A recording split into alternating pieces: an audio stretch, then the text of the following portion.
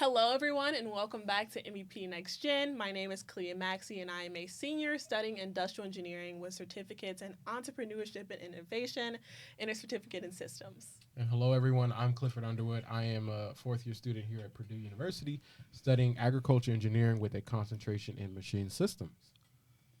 We hope this episode reaches you well. We hope that you are getting dressed up in your favorite iconic costumes and ready for Halloween today. We've decided to dress up as next-gen engineers. Everyone has their idea of what next-gen engineers look like, so we wanted to give our variation. Yes, so a lot of people do not realize we are the future. We are the future problem solvers, innovators, achievers. And so we are next gen, and we do not take that lightly. And with that being said, hence our Halloween costumes. And though Halloween can be silly, it can also be spooky, which is why we decided this would be a perfect time of the year, to talk about one of the spookiest times of all time, imposter syndrome. What is the definition of imposter syndrome, Kalia? Yes, that's a great question. So in order to get the best definition of imposter syndrome that we can get, especially at a Purdue context, we decided to actually talk to Scotty Seacrest, who is the Director of Undergraduate Scholars in the Office of Diversity, Inclusion, and Belonging at Purdue University. So we asked Scotty, could you tell us a little bit about his own definition of imposter syndrome? Scotty said the phrase refers to a feeling of intellectual phoniness that people experience when they feel like they do not belong or not good enough. To him, imposter syndrome is deeply tied to identity, the experience of holding an identity that is, in some contexts, making you feel as though you're a fraud, a phony, or a fake. It is when a person starts to think they are intellectually inferior despite the mountains of irrefutable evidence pointing to the opposite. People experiencing imposter syndrome feel like they are constantly on the verge of being exposed as a fraud. Studies say that at least 80% of all college students experience imposter syndrome at some point in their lives, and that it affects everyone, from every age, range, gender, profession, or even racial demographic. Referring back to Scotty, imposter syndrome can occur for college students at different points throughout their academic careers. Students experience imposter syndrome especially during times of change and uncertainty. In my interaction with students, as well as my own interactions as a former student, I believe that imposter syndrome crops up around newness, specifically students experiencing imposter syndrome, like transitioning into college. So transitioning into college can be overwhelming, especially if a student is a first gen in their family to pursue, higher education. The feeling can be overwhelming by moving, being independent, and on their own for the first times. The culture shock that many experience, students start to understand what the new academic setting will require more of them than ever before. The second point is after academic setbacks. Students often experience imposter syndrome after academic setback. Honestly, most students in college have done pretty well academically without even realizing how difficult it was. They earned grades that got them into college. The third point being questioning their major or purpose. Many students experience imposter syndrome when they begin to question whether they choose the right major or their academic path aligns with their true purpose. Many students come to college wanting to be something specific. So if we talk about the next point, taking leadership roles, stepping into positions of responsibility such as becoming a new student leader, research assistant, intern, can trigger students to feel like they are not prepared or ready to serve in such positions. Often students believe that they should start in these positions knowing everything they need to know. The final point is preparing for the next step. So as students near the end of their college journey, they might experience imposter syndrome when thinking about entering the workforce or pursuing graduate degrees. Again, this is a time for uncertainty and ambiguity. Find certainty in your past. Look to your accomplishments. Yeah, thank you, Cliff. And then also we wanted to talk about what the cures were. So imposter syndrome is not necessarily a syndrome or a disease, but we did decide to ask Scotty what is the best way to deal with or address imposter syndrome in your opinion, if possible. Scotty gave us a list of very great recommendations, and so we want to make sure that we expand that to you today. First, recognize and acknowledge it. You now know that imposter syndrome exists. It's a real thing. It's so real that many other people experience it, scholars study it, and it's a very wide range concept that is in popular culture.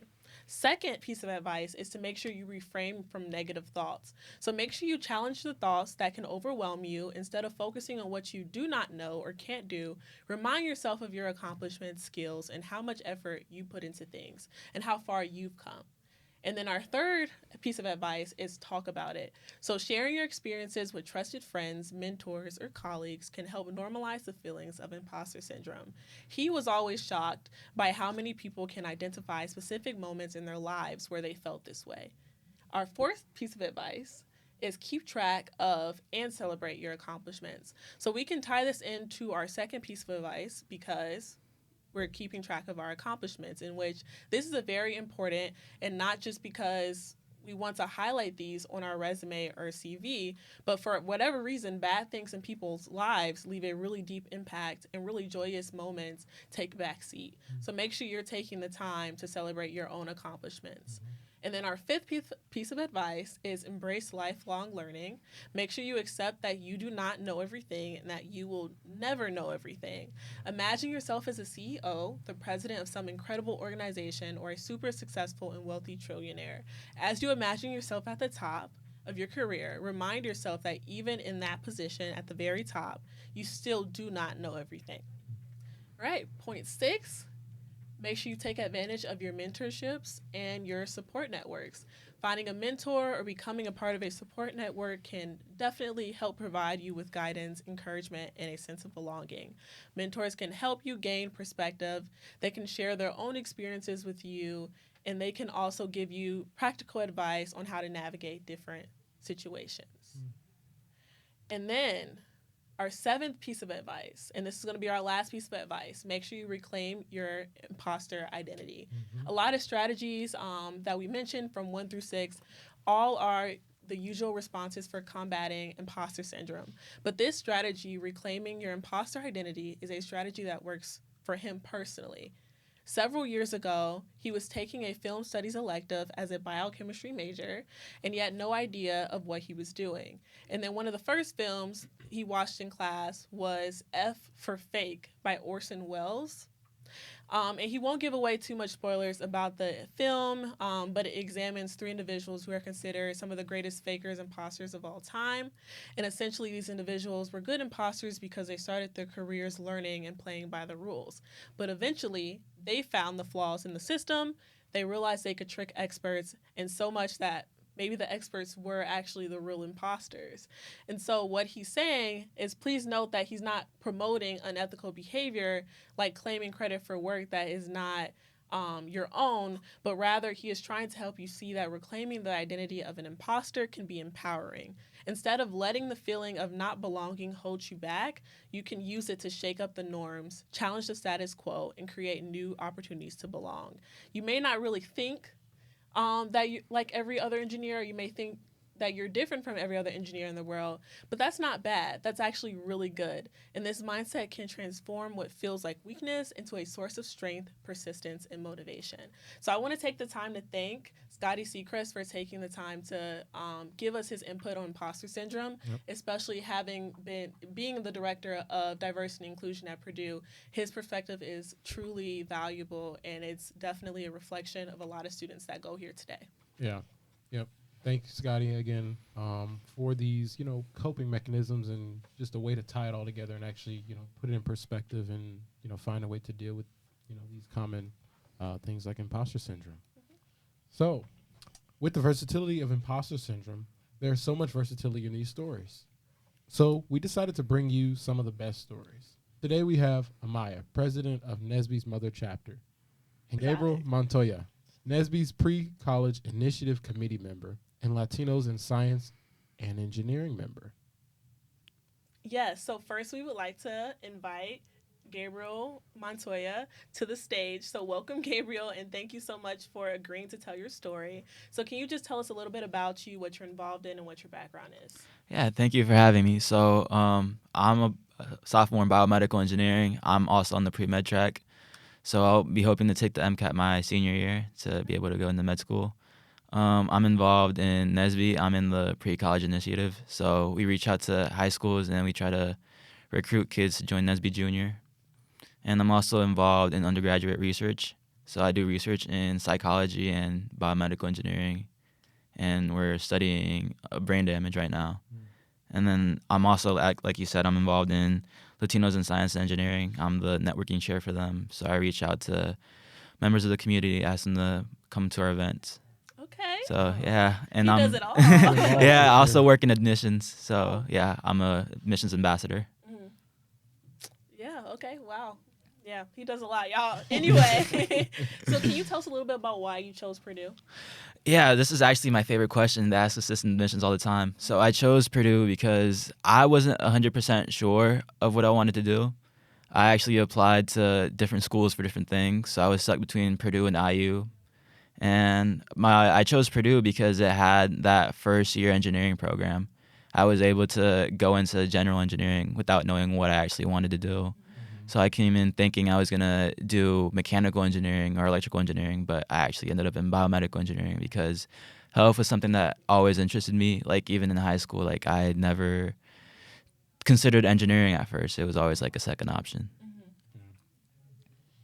I have a twofold question for you. The first one, basically, what was it like first year engineering, here at Purdue? And secondly, did you ever, experience imposter syndrome, and kind of what did that look like for you?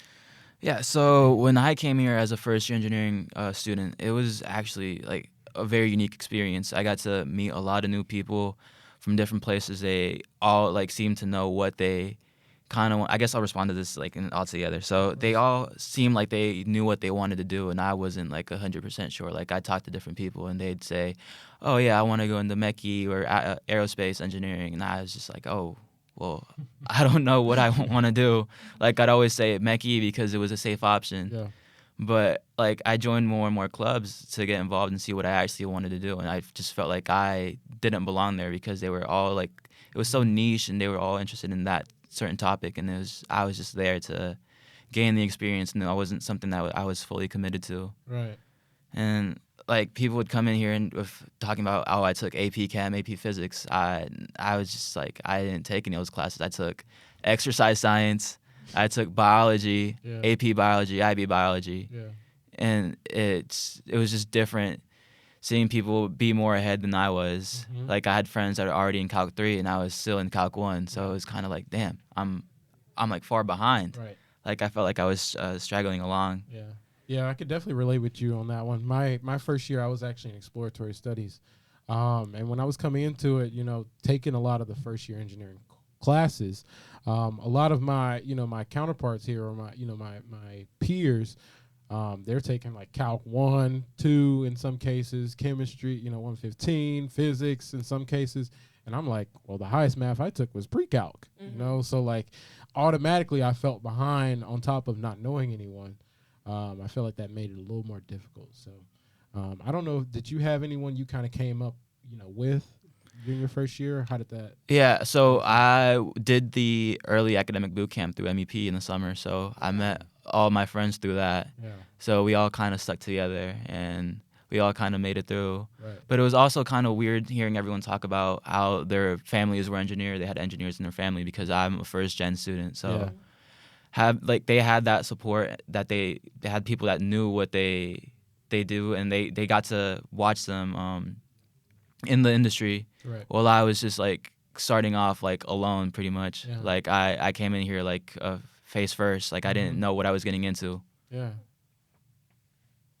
Yeah, I'm just wondering, because you knew that you were interested in health, which is obviously why you decided on biomedical, but why was there a connection between biomedical, well, not even biomedical, but why was there a connection between health and engineering? Like, how did you find that connection? Actually, because biomedical engineering is still like a new major, still like a new career. Like I thought that there was a lot of opportunity for innovation there, and there is. Like Purdue biomedical engineering is really good. I like the program that they have, and it's different from other schools because here we have different topics that you can specialize in. Mm-hmm. So I actually appreciate that a lot, that they have that in the program. Okay. Yeah, okay. Well, thank you. I just want a little clarification on that just because I know that you're interested in health, but then um, you came for engineering. And so just understanding why you picked that and why you decided on Purdue. But thank you for answering that question. So, my next question is after hearing your story, I'm sure that you have some good advice about the syndrome's symptoms, we'll say. So, what advice can you offer to prospective and current students about overcoming imposter syndrome? Honestly, what helped me the most was probably joining clubs. Like I joined Nesby and Myers, and I felt like finding a community really, really helped me. So I'll go to their events and I'll feel welcome there. I'll feel like I actually like belong there. And also, I tend to go to the LCC a lot, so I'll hang out there and see other people.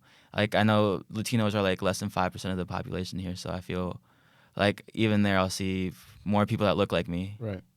Yeah. So get involved, but also be versatile in Yeah. what you're involved in. Yeah. Okay. I like that Yeah. because I feel like MEP also brings that community that helps when it comes to imposter syndrome. Because, like I said, 50 million times, I didn't know about MEP. And so when I found out about MEP and I saw all these students that were taking the same classes Yeah. that were all like within like, we're all minorities, I Right. thought it really like made a full circle moment and it definitely created that community for me and so that definitely helped alleviate my imposter syndrome. So I definitely agree, definitely get involved in organizations, MEP programs, anything that would help alleviate that. I like that piece of advice. Yeah, I would definitely just second that. Getting involved was the best piece of advice that I ever took. One, academically, of course. So like MEP, NESB, just getting exposed to those different resources, tutors, but even outside of that. So like the motorsports, at Purdue or Baja, right? So kind of having that balance and knowing like, okay, I got to get this done because I got a club meeting at 5, or I have certain obligations on the weekend. So just it helps you kind of on the time management side as well. So it makes it full circle. Yeah. So do you have any other anything else to say on the topic of imposter syndrome? Whether like the biggest thing being what is your definition of it? Honestly, I think the thing that stuck with me the most from imposter syndrome when I felt it was knowing that I belong here and I earned my spot here. Especially since I work in admissions, I get to see like the whole process. And if you got into Purdue, it's because you definitely deserve to be here. Right. You earn your spot on campus. Yeah. You want to tell us how that is? Just because you are in admissions. Yeah. So why do you feel as though people have earned it? Give us the inside scoop. Yeah. Yeah, so we typically look at your grades. So you got here because of your grades. That's the thing that we hold to the highest standards. Right. And we also look at your test scores, which if you're here, especially in engineering, because it's so selective, you got the scores that we needed. You got the scores that we want. And it's also what you do in high school. Like if you're involved in your community or you do extracurriculars like sports and stuff like that, that really boosts you. But also like something people really don't think about is your rec letters. Like we really take those into consideration, what other people say about you. Yeah. Oh, I like that. Okay. So basically be well-rounded. You need connections. Exactly, yeah. You need to be involved in extracurriculars, but you also need to be academically successful. Also, something that I like to tell students when I talk to them is willingness to try new things or willingness to step outside the box a bit. Yeah. Okay. My high schoolers, take note. This is for you all. Get involved early. Make sure you're well-rounded, like we mentioned. Yeah, because sometimes you might not get the grades, but just because you showed that effort to step outside the box a bit. Especially leadership roles. Yeah. Just saying. Yeah, and especially for new and current students here at Purdue, you heard it here first. Gabriel said that if you're here, that's because you deserve to be here. So Right. even though you may be experiencing imposter syndrome, no, you'll get through it and you will do good here. You'll thrive. Uses as motivation. Yep. I guess to finish us out, did you have, I guess, anything you wish you did differently? This is your second year, right? So you've kind of been through the reins a little bit. Is there anything you wish you kind of did differently? Kind of wish I took a moment to step back a bit last year. I feel like I kind of dove in head first. Wow. And kind of got overwhelmed with a lot of the work. Right. To the point where I'd forget certain assignments. So I feel like if I would have taken that time to step back a bit and really evaluate what I can do and take things one day at a time, I feel like it would have helped me a lot more. What do you think you did differently to make that change? Like what steps did you do to improve that? Definitely more organized this year. more on top of it. Gotcha. Keep note of all the assignments I have for the week. So I like to spend Sunday, like, I'll just write out a planner for the week. Wow. Yeah. That's good. I do that too. It helps me not get overwhelmed, especially like separating it through every day of the week. Yeah. Because I'll look at my week view and like I'll get stressed. But then if I just take it day by day, it really helps. Hey man, for one day sure. at a time. Yeah, exactly. For each day has its own problem. Ignore everything on Tuesday. I'm looking at Monday right now. So thank you. Thank you for sharing your story. Thank you. Thank you for sharing your advice. We really appreciate you coming on our podcast today. Yep. And we truly value the insight that you've given. No, thank you. Alrighty, we appreciate you. Thank you. Alrighty. All right, next up we have Amaya Torian. Welcome, Amaya, and thank you for agreeing to join us and tell your story. So can you tell us a little bit about you? So who are you? What are you involved with? And what's your background? So, hello everyone. My name is Amaya Torian. I am a junior studying electrical engineering, and I am currently the president of the Mother Chapter of the National Society of Black Engineers. Period. Yep. And then I also serve as parliamentarian of the National Association of Colored Women's Clubs. So, yeah. Starting you off with another question here. What made you ultimately choose Purdue? I know we're from the same kind of area, same region. Yes. So I chose Purdue for a couple of reasons. Like, even just like applying to it, it was just a close engineering school. Like, I looked up engineering schools. I was like, oh, Purdue's up there and it's close to home. Like, might as well. Like, I honestly did not know the rigor of it until like I got here. Yes. And then like I know a lot of people would typically say like why they ultimately came here was because of money or something. But for me, it was actually like MEP. Like, not to toot the horn too much because like it's a podcast and stuff, but Derek Williams is a big part of that. Because I remember they had like this event like for people who like applied for like from MEP. And it was in Gary, Indiana. Like, me and my mom were kind of questioning. I was like, oh, it's in Gary, like, what? Right. And then I remember I was having a bad day. And then I wasn't even going to go. And then we were kind of on the way. And then Derek Williams called. And he was like, hi, is this Amaya Torian? And I was like, yes. He was like, oh, hi, this is Derek Williams. Like, you signed up for this thing. And I was wondering, are you still coming? And I was like, yes, like, we're on the way. We're just running a little bit late. He was like, okay, great. Like, the biggest smile, like, literally brightened up my day. And then he was like, okay, I'm setting a seat right next to you, right next to me for you. And I'm going to make sure you have a plate ready and everything. And it was a great time. Wow. Yeah. That, along with Preview. Preview was very fun as well. And, like, MEP, like, they just reached out so much. Like, I just knew I would have a place when I came here. Right. So it was like, this is like, it was a lot more than all the other schools were getting, so. That's kind of how mine went. I mentioned before, I started in exploratory studies, so I didn't really know anything about Purdue, especially the engineering side of things. But my first introduction to Purdue was actually through MEP. I'll never forget, my mom was actually doing some of the research for me and kind of seeing what the school had to offer, and she ran across MEP. And next thing I know, I'm on a video call with Mr. Derek Williams. And he's running me through, all these different types of engineering disciplines, kind of his background, and ultimately connecting me with current students, right? So to give me some perspective, so that way I'm not going in it, blindsided.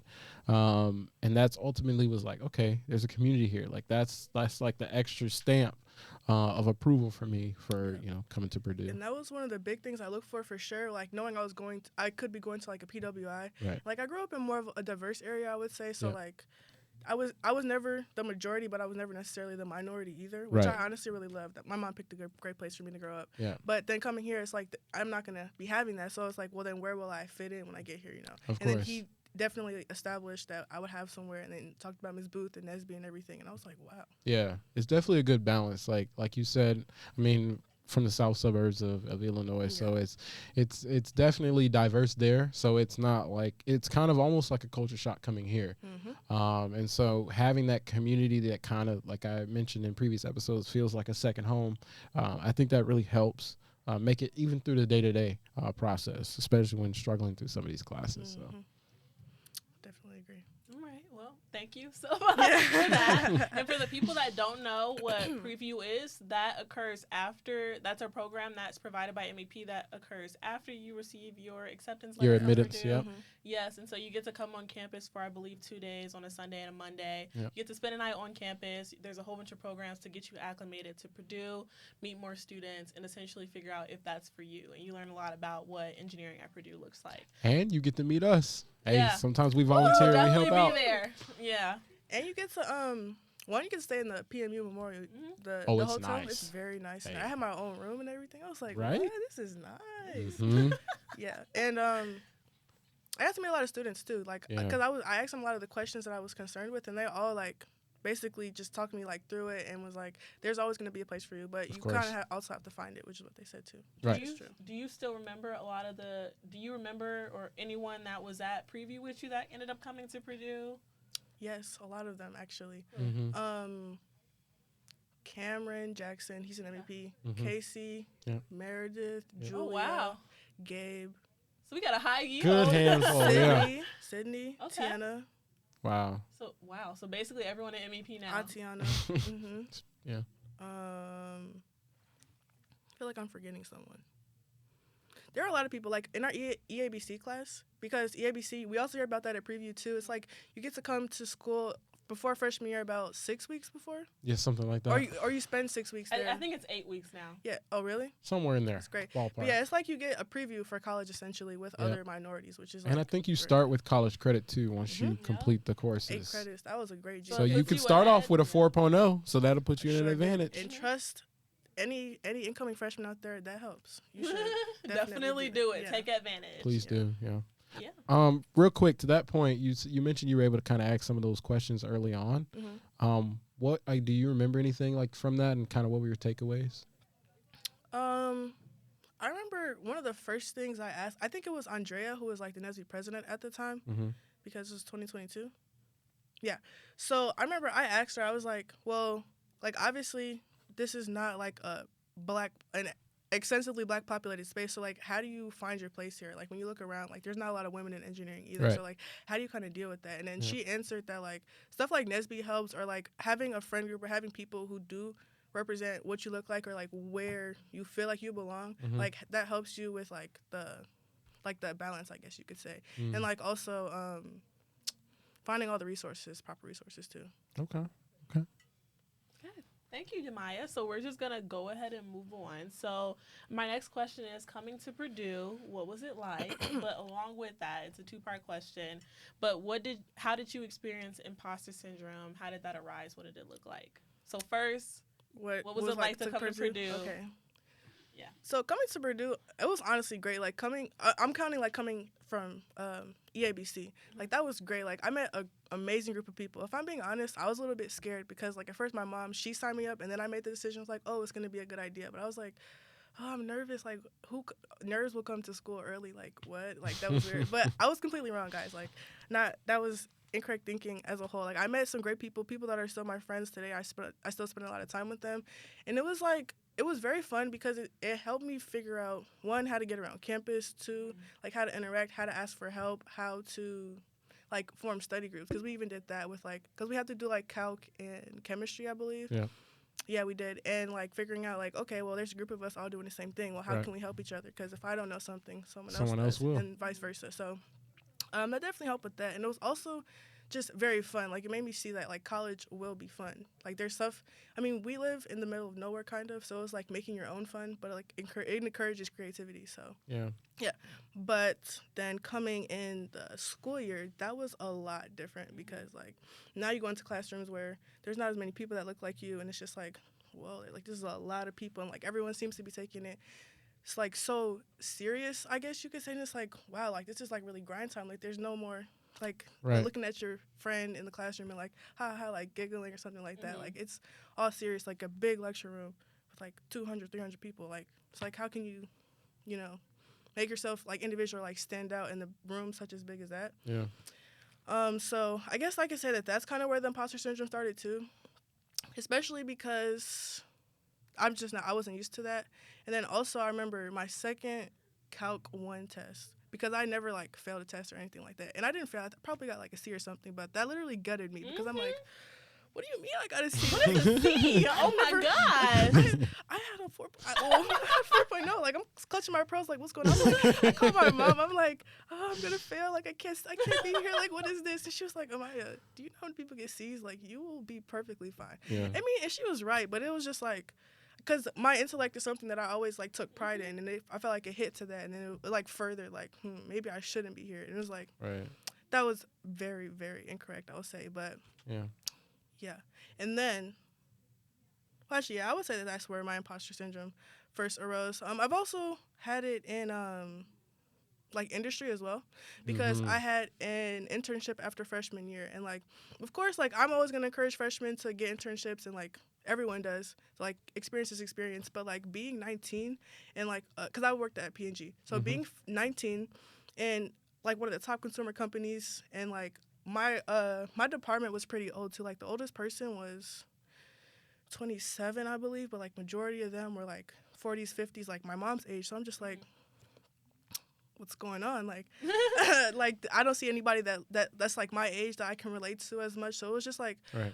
kind of like a culture shock, I guess you could say. It was like, Yeah. oh, like that whole balance between, oh, like they're like my mom's age, but I can't treat them that way, and Right. they can't treat me as a child, but some of them still did. So it was just like, well, am I even supposed to be here? Like, you don't know that much because you haven't done like your major specific classes. So it was just like a big learning curve that was definitely a hump to get through, like in my internship with like the learning and stuff too. Yeah. I would definitely second that. My first co-op, it was different.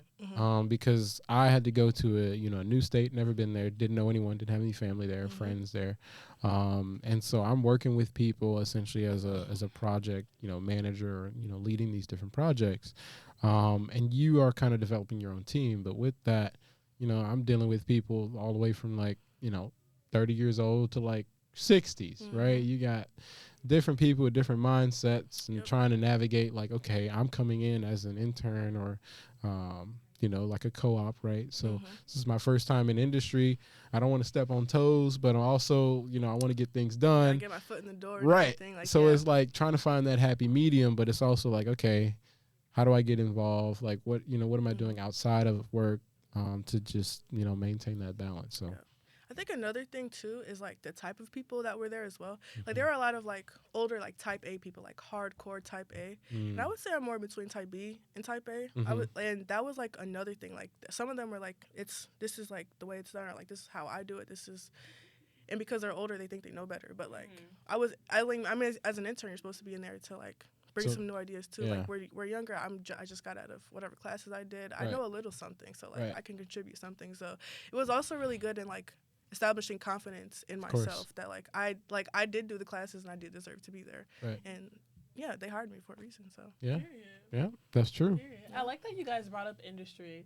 I think that a lot of people forget that that imposter syndrome doesn't just arise in school, but like it does arise in industry. And actually setting up this podcast, I was talking to some professionals that work for the College of Engineering, and he was like, "This is such a good episode idea."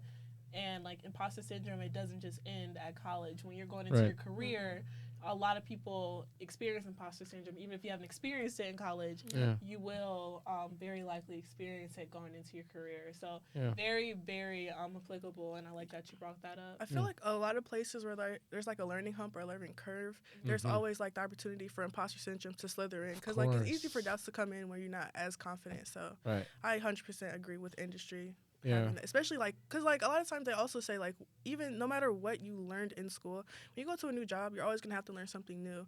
And like there's always going to be somebody that's been there longer than you that may know more about something else than you do. So it's just really about your mindset is what I would say. Yeah, it's all about mindset. I mean, it goes further than, like we said, academics, even work. Like even, say you're in, high school or whatever, you're joining new teams, you kind of get that aspect of it, especially if you've never done anything like, say, soccer or, cross country, whatever the case may be.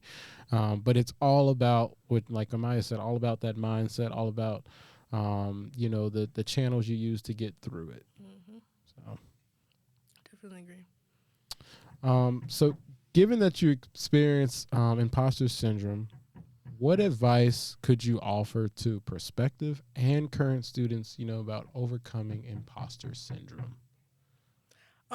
So honestly, I would kind of mimic some of the advice that I've been giving myself, which is like finding your niche, I guess you could say, because like, I mean, there are so many different parts of your life that are occurring at one time. So like if one thing is not going well in the right direction, then there's like another way that I feel like you can like fill in that gap and find your niche. So like for me, what I did, like NSB, MEP, like I surrounded myself with people who I knew would like uplift my mood, who looked like me, who like I know I could feel myself around. Like basically remembering yourself, because like Right.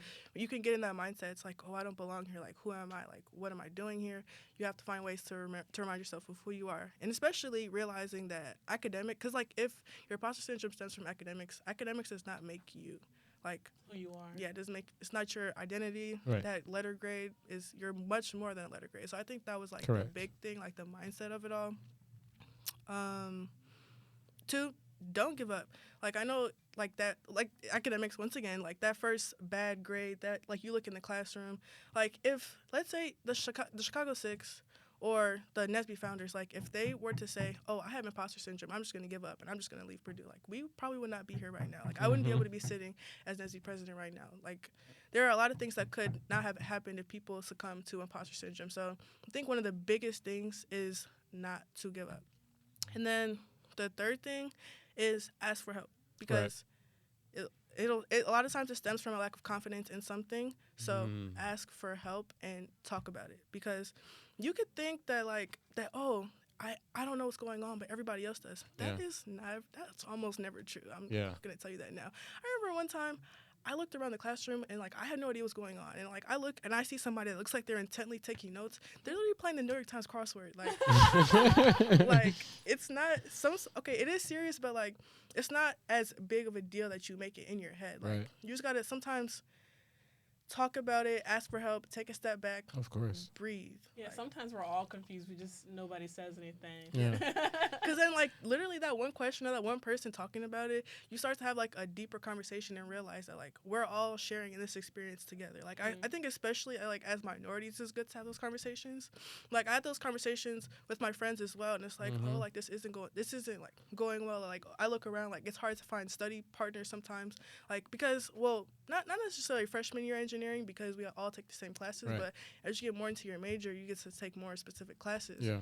And then less people are willing to like study with you for some reason. So just don't ask for help. Like go to a study room. Yeah. Like somebody will help you, or like there's a lot of resources. Put that pride to the side. Yes. That's all it is to it. And realize that everybody's plan and path is different for their, for that own respective reason. Sort of thing, not comparing. Exactly. Like, oh, well, she got an A, so why didn't I? That will be your biggest demise. Yeah. Comparison is the thief of joy. So, like I said, focus on your own path, and accept help. And if you need it, just ask for it, right? Yep. There's ample resources here, as we mentioned in every episode. It's just about how you take advantage of it. And in certain cases, you can make your own resources. So just keep that in mind. That brings up another point. Having a mentor. Yeah. Because, like, having somebody who already walked somewhat in the path as you did. Like, as you said, it's never the same. But, like, I had a great mentor. Her name was Brittany, for Nesby specifically. And, like, she kind of, she wasn't even in my major. But, like, she was just, like, she was a senior. And so she had already done, like, the FYE, like, gone through all of her classes, like, participating in Nesby and MEP and other social, like, organizations and stuff as well. So it was just, like, her trying to show me the ropes and saying, like, yes, like, this is happening, but there are also other things that make you who you are. And, like, you can have fun. And you are supposed to be here. Like, there's a community here waiting for you. Sometimes you just got to take that step and just, like... Take that initiative. Yep. Go find it. I agree. I like that. Yeah. So we want to make sure we take the time to say thank you for joining us today. Yep. We feel like you're a valuable perspective, especially in the leadership role and like the high leadership role that you're in right now. President, she said, "Yep, look me up." Anyway, for just being president of the National Society of Black Engineers. Not only that, but the mother chapter is extreme responsibility. And so, seeing that you've been able to grow from freshman year, experiencing imposter syndrome, being able to find your community, find your resources, and overcome that to where you are now is very inspirational. And we definitely wanted our listeners to hear that. Thank you. So thank you, Amaya, so much. Thank you but for we are having not me. done yet. So I'm going to go ahead and flip over your paper so you can't cheat. So, Amaya. So before you leave, we do have a question for you. We created a poll for all MEP students asking them whether or not they've experienced imposter syndrome before. And we wanted you to guess the percentage of students that said yes. How many students in MEP do you think have experienced imposter syndrome? Like what percentage or how? Or Percentage. Percentage. 98.2. That was close. That was close. Not really. Wow. 100, like, is it less? Like, more? It's less. You get Really? one more guess. Less? Don't let her send you off. 97.2. Ooh, you didn't go. She You didn't just go going low down by enough. 1%. You didn't go down low enough. Okay, I'll go with 85%. Okay, you was so close. your final answer is 85%? 85%. All right. So the answer was, out of 39 responses, 92.3% said yes.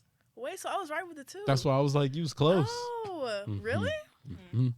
Wow. See, that also goes to show, like, it's not just you. Like, a lot of Yeah. people feel the same way. And, like, people deal with it differently, too. Like, sometimes you also got to find... Sorry, I know that question was over. Keep but going. Yeah, you just kind of have to find what helps you, too. Like, what worked for me may not work for somebody else. I Right. realize that, too. But, like, there are a multitude of things you can do to kind of help. Just gotta... Sometimes it's, like, also affirmations. Yeah. I think affirmations Speaking into help existence. everyone. Mhm. Yeah. So, always like your self talk impacts a lot of like your mental too. So like Yeah. if you get a bad grade, you start talking bad about yourself. You're in industry, you start talking bad about yourself. You start That's start to, like, who yeah. you Start become. believing it. Yeah. Yes. You start like actually like helping those things come to fruition, which is never good ever. Like always talk good things about yourself. So Yeah. Okay. same to you. That 92.3. Same to you guys. We're too. talking to you. Yeah. 92.3. You know who Yes. you are. I was one of them. I think I answered this question.